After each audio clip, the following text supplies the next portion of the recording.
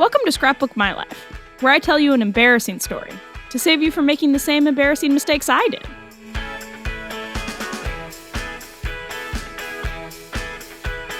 It was Monday, October 10th. I was so excited to see my friends that I almost didn't even notice the newly hung paper spiderwebs in the classroom. I hadn't seen my friends all weekend because I had to go to my boring cousin's boring wedding. When I sat down at my desk, my friends were all excitedly talking about something. It felt like they didn't even notice me sit down. Before I could finish asking what they were talking about, Becky told me all about the sleepover they had while I was gone. Oh, great. How nice that they had so much fun without me. Then, it got worse. Apparently, at the sleepover, they decided that this was going to be the year they were all going to win the school costume contest. They were going to be the characters from The Wizard of Oz. Becky excitedly reported that she would be Dorothy. Katie proudly declared she would be the lion. Ashley had already started working on her scarecrow costume. No one said anything about who I would be. I was devastated. The only thing I was going to be dressing up as this year was a very bummed out 5th grader who was secretly mad at her friends. Aww. Their costumes were the only things my friends could talk about for weeks. I pretended to care that Becky's mom wouldn't let her borrow her red heels to be Dorothy. I politely nodded when Katie complained that she couldn't find a lion tail anywhere. But I was quietly fuming the whole time.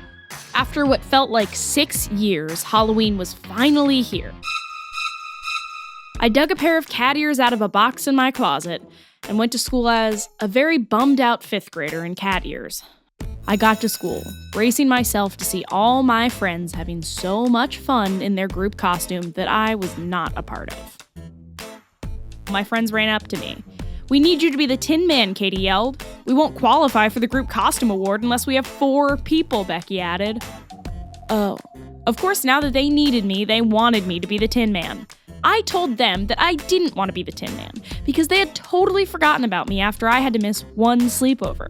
Why didn't they ask me if I wanted to be the Tin Man before? "Of course we always wanted you to be the Tin Man, but you didn't seem into the whole costume idea," Becky laughed. Oh. Whoops. Maybe I was wrong about all of this. Katie added, "You've been in such a weird mood for the last couple weeks that we figured you definitely didn't want to dress up." Oh man, looking back, I did kind of see how it could look that way. Why didn't I just say something to them earlier? I agreed to be their Tin Man.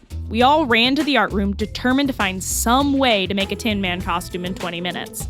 Luckily, we found some old tinfoil and we made it work. We covered my whole body in tinfoil and stapled it to my clothes. We even had time to make me a little hat. I looked in the mirror. Objectively, my costume was not great, but the whole school was already gathered on the field for the parade. We ran and got there just in time. I was a little warm from running so far, but I figured I would cool down soon enough. I was wrong.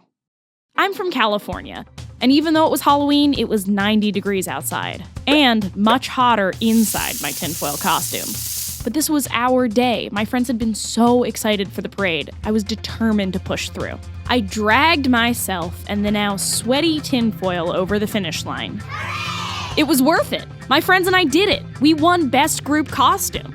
A photographer from the yearbook ran up and took a picture of us. Suddenly, there was a bright flash, and with that, my sweaty tinfoil mess of a Halloween costume, my beet red face, and my frizzy hair would be remembered forever. It ended up right at the front of the yearbook. If you think your friends are leaving you out of something, just ask them about it. Don't wait for it to all blow up later. Trust me, it's a lot less sweaty that way.